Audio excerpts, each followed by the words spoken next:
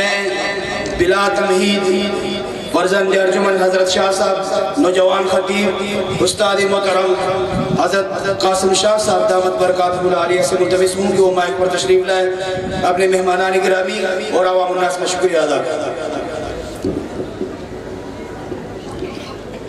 بسم اللہ الرحمن الرحیم۔ الحمدللہ، اللہ تعالیٰ کے فضل و کرم سے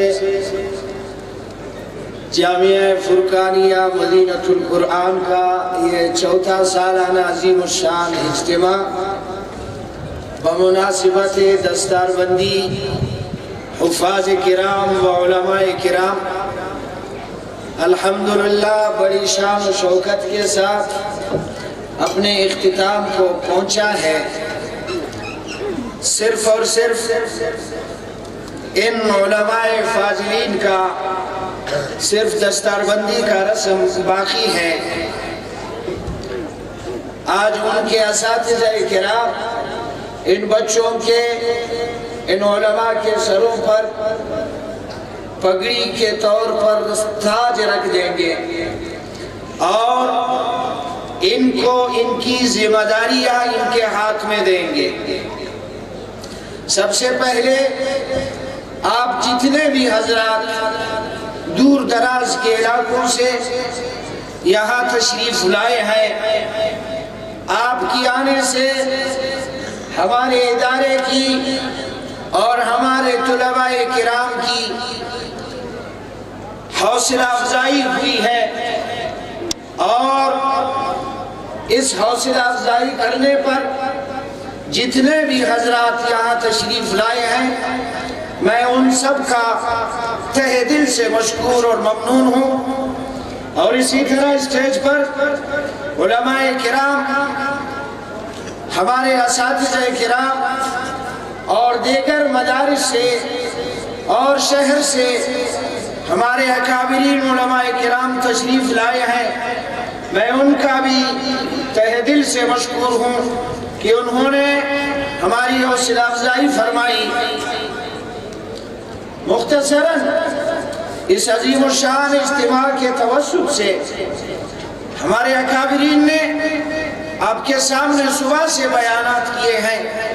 میں ایک مطلق جاہل شخص آپ کے درمیان ان کے گفتگو کے درمیان مزید گفتگو کرنا بے ادبی سمجھتا ہوں، مگر مختصر صرف اپنے فاضلین کرام کو جنہوں نے آج اپنا علمی سفر مکمل کیا ہے، شیخ الاسلام حضرت مفتی محمد تقی عثمانی صاحب دامت برکاتہم العالیہ فرماتے ہیں طلباء کرام سے، فاضلین سے کہ دوستو آپ نے پگڑیاں اپنے سروں پر سجائی، آپ نے سیاہ ستہ کے کتابیں پڑھ لی، آپ یہ بات ذہن نشین کر لو، آپ یہ نہیں سمجھنا کہ علم ختم ہو گیا، اب یہ نہیں سمجھنا کہ میں نے علم مکمل کر لیا۔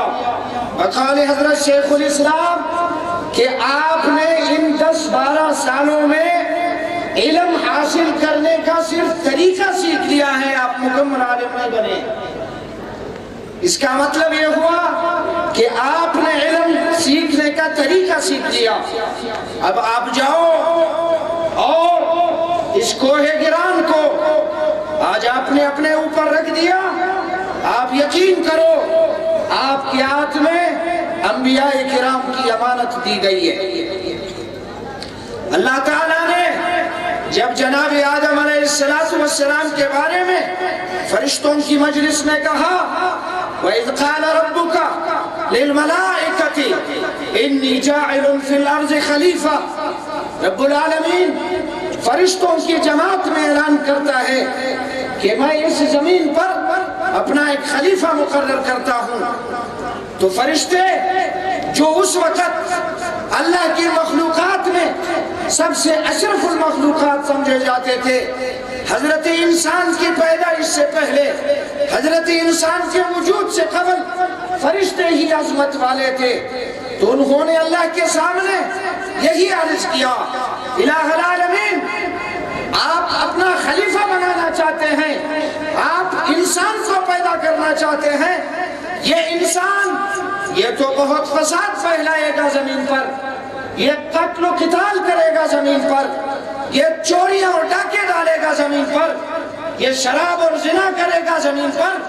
وَنَحْنُ نُسَبِّحُ بِحَمْدِكَ وَنُقَدِّسُ لَكَ، ہم آپ کی تسبیح بھی کرتے ہیں، تقدیس بھی کرتے ہیں۔ انسان کی پیدائش کی کیا ضرورت ہے؟ اللہ رب العالمین نے فرمایا قَالَ إِنِّي أَعْلَمُ مَا لَا تَعْلَمُونَ، ہاں جو کچھ میں جانتا ہوں اس بارے میں تمہیں علم نہیں ہے کہ ہم حضرت انسان کو اپنا خلیفہ بنا رہے ہیں۔ دیکھو آپ کو معلوم ہے سجدہ کس کے ذات کو لائق ہے، سجدہ کس کو کرنا چاہیے؟ اللہ کو کرنا چاہیے، لیکن اللہ تعالیٰ خود قرآن حکیم میں ارشاد فرماتا ہے اسجدوا لآدم، آدم کو سجدہ کرو، آدم کو سجدہ کرو۔ سجدہ تو صرف رب کی ذات کو جائز ہے، مگر جب اللہ رب العالمین حضرت آدم علیہ السلام کو سجدے کرنے کا حکم دے رہا ہے فرشتوں کو کہ اس کو سجدہ کرو، تو آپ کو سجدہ کس گناہ پر کیا گیا؟ اللہ تعالیٰ نے آپ کو علم سے نوازا۔ جب فرشتوں نے کہا اس انسان کو کیوں پیدا کرتے ہو، تو اللہ تعالیٰ نے حضرت آدم علیہ السلام کو دنیا کے جتنے بھی چیزیں ہیں ان کے نام سکھلائے۔ فرشتوں کو حکم دیا کہ آدم علیہ السلام کو سجدہ کرو۔ ہاں کل کو فرشتے یہ نہ کہیں کہ ہم نے حضرت انسان کو سجدہ کیا تھا، ورنہ انسان کی کیا اہمیت تھی۔ اللہ تعالیٰ نے فرمایا سجدہ ہوگا آدم کو، مگر ایک علمی مقابلہ ہوگا، ایک علمی ماحول بنایا جائے گا، اور علم حضرت آدم کو دیا گیا اور اس کو کہا گیا جاؤ فرشتوں کے سامنے۔ جب وہ فرشتوں کے سامنے گئے ان ساری چیزوں کا نام بتا دیا، فرشتوں سے پوچھا کہ تم ان چیزوں کے نام بتاؤ، وہ نہیں بتا سکے۔ انہوں نے کہا قالوا سبحانك لا علم لنا الا ما علمتنا انك انت العليم الحكيم، جو چیز آپ جانتے ہیں، جو حکمتیں آپ جانتے ہیں، ہمیں معلوم نہیں ہے۔ دیکھو حضرت آدم علیہ السلام کو فضیلت ملی کہ فرشتوں کی جماعت نے اس کو سجدہ کیا۔ سجدہ کس بنیاد پر کیا؟ سجدہ اس بنیاد پر کیا کہ اللہ نے حضرت آدم علیہ السلام میں تمام علوم کو وضعیت کر دی، سارے علوم حضرت آدم علیہ السلام کو دے دیے۔ اب علم کی فضیلت کے بنیاد پر تمام فرشتوں کو حکم دیا کہ اس آدم کو سجدہ کرو، تاکہ پتہ چل جائے کہ یہ تمہارا استاد ہے، تم اس کے شاگرد ہو، یہ تمہارا معلم ہے، تم اس کے متعلم ہو۔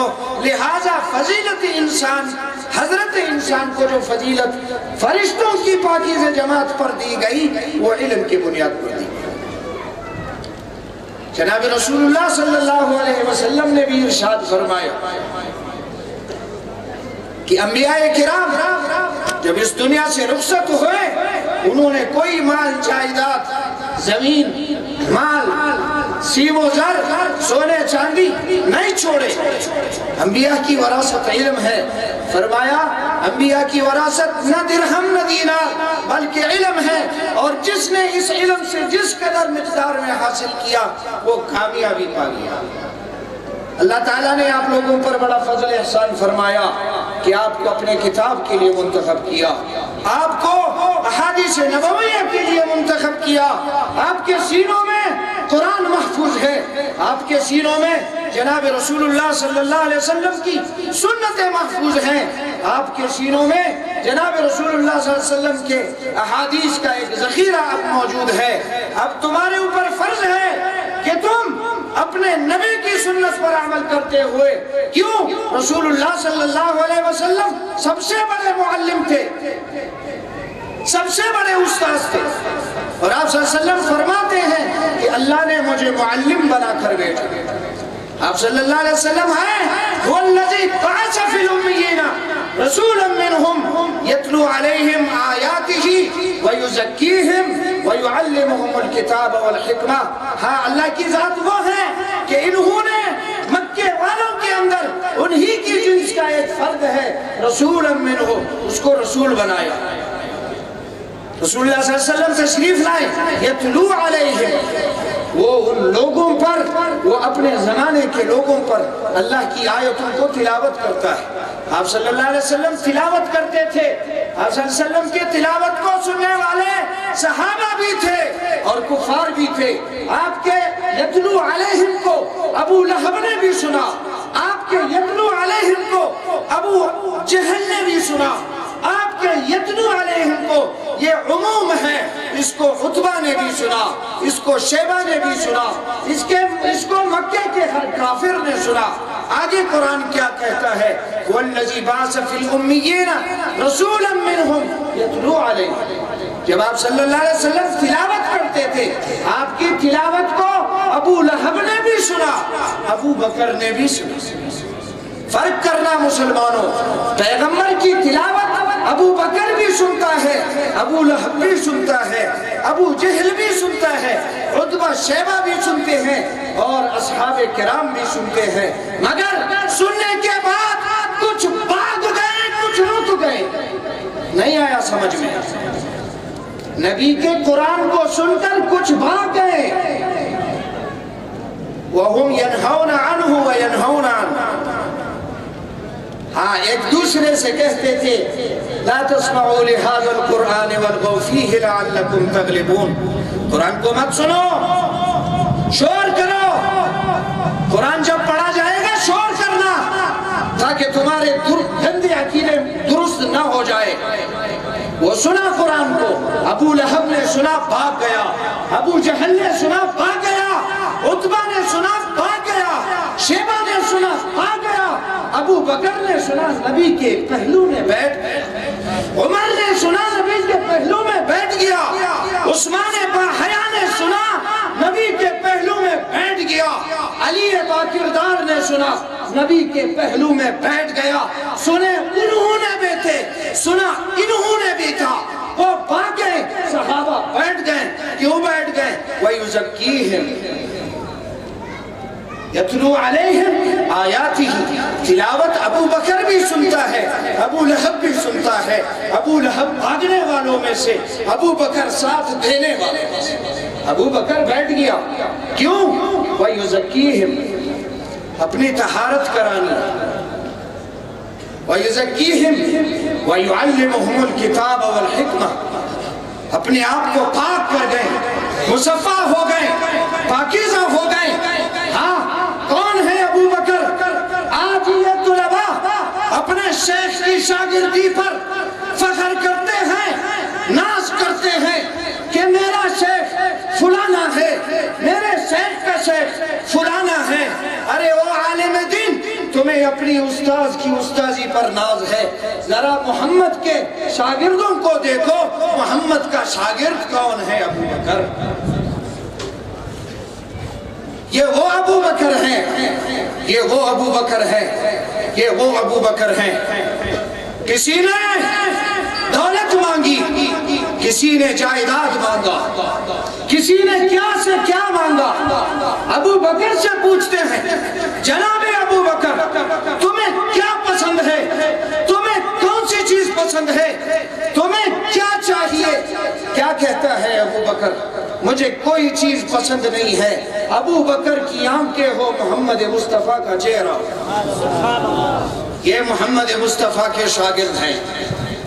آج آپ حدثنا کے ساتھ سیحائے ستہ کے 30,000 کے قریب حدیثیں آپ نے پڑھی، آپ سب اس رات سے واقف ہیں۔ آپ نے سیحائے ستہ کی جو بھی حدیث پڑھی ہے آپ دعوے کے ساتھ کہہ سکتے ہیں کوئی ایسی حدیث آپ نے دیکھی ہے جس میں کوئی راوی صحابی نہ ہو؟ یہ احادیث کا مجموعہ آپ تک پہنچانے والے جناب محمد الرسول اللہ صلی اللہ علیہ وسلم کے شاگردان اصحاب کرام۔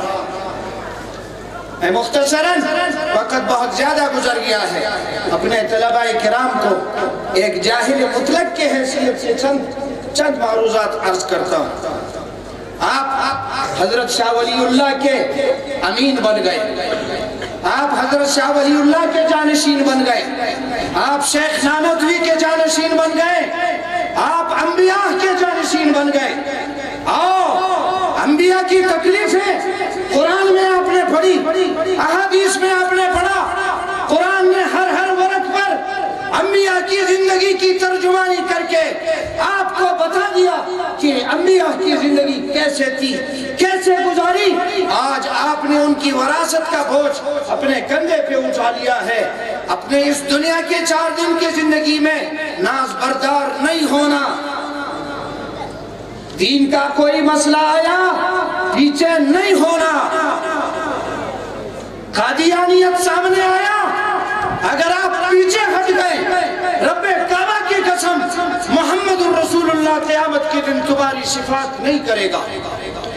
آپ کے سامنے عیسائیت آیا، آپ نے مقابلہ کرنا ہے، یہودی آئے، آپ نے مقابلہ کرنا ہے، شیعہ روافض آئے، آپ نے مقابلہ کرنا ہے، رسالت کا مسئلہ آئے، آپ نے تحفظ کرنا ہے، امی عائشہ کی عظمت کی بات آئے، آپ نے اٹھنا ہے، دینی مدارس کی بات آئے، آپ نے میدان میں نکلنا ہے، بدعات کا مقابلہ آپ نے کرنا ہے۔ اور جہاں آپ کی اللہ تعالیٰ نے تقرری کی، یا کسی مسجد میں یا کسی مدرسے میں، اس 4 روپے کی خاطر اپنے اور اپنے اکابر کی عزت کو خراب نہیں کرنا۔ کیوں؟ رزق کا ذمہ اللہ نے اٹھایا ہے۔ آپ نے ساری زندگی یہی عقیدہ پڑھا ہے، یہی کتابوں میں یہی باتیں سیکھی ہے۔ رزق اللہ کے ہاتھ میں ہے، مقتدیوں کے ہاتھ میں نہیں ہے، حاجی صاحب کے ہاتھ میں نہیں ہے، میر صاحب کے ہاتھ میں نہیں ہے۔ تم اپنا قرآن اپنے ہاتھ میں لے کر اسی انداز میں پڑھانا جس انداز میں تمہارے اکابر نے قرآن کی خدمت کی ہے۔ کبھی کسی سے نہیں کہنا کہ میرا تنخواہ کم ہے، میں قرآن سے آپ کو بتاتا ہوں۔ جاؤ سورہ ہود اٹھاؤ، ہاں سورہ ہود کی تفسیر اٹھاؤ، جس میں انبیاء کے واقعات اور قصائص کو قرآن میں بیان کیا ہے۔ اور ہر نبی جب اپنی قوم کو دعوت دیتا ہے، دعوت دینے کے بعد کیا کہتا ہے؟ وَيَا قَوْمِ لَا أَسْأَلُكُمْ عَلَيْهِ أَجْرًا إِنْ أَجْرِيَ إِلَّا عَلَى اللَّهِ۔ اے میری قوم، میں تمہیں توحید بتلا رہا ہوں، میں تمہیں رسالت بتلا رہا ہوں، میں تمہیں قیامت و تقدیر بتا رہا ہوں۔ ہاں میں تم سے کچھ بھی نہیں چاہتا، میرا اجر و وسیلہ اللہ کے ہاتھ میں ہے، تم لوگوں سے کسی مال کا طلب نہیں۔ تم نے بھی کل جا کے دین کی اسی طرح سے خدمت کرنی ہے۔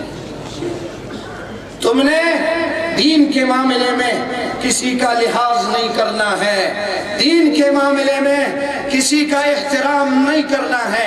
ہاں ہمارے سامنے ایسے لوگ آج کل زمانے میں آئے ہیں، یوٹیوب اور فیس بک پر بیٹھ کر 4 کتابوں کا مطالعہ کیا ہے، کبھی زندگی میں مدرسے کا نام نہیں سنا، کبھی کسی استاذ کے سامنے دو زانو نہیں ہوئے، کبھی اصول سے اپنے آپ کو واقفیت نہیں کیا، لیکن یوٹیوب پر بیٹھ کر زمانے کا 2 نمبر بڑا علامہ بنا ہوا ہے۔